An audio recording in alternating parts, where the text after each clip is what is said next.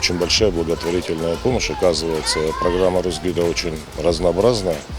Это не только образовательная школа, это поддержка поликлиник, поддержка спортсменов, школ спортивных, поддержка восстановления памятников. Ну, недавно было событие, как вы знаете, что мы помогали выпускать переднеазиатского леопарда. Это была изначально наша идея, и она успешно продвигается в жизни.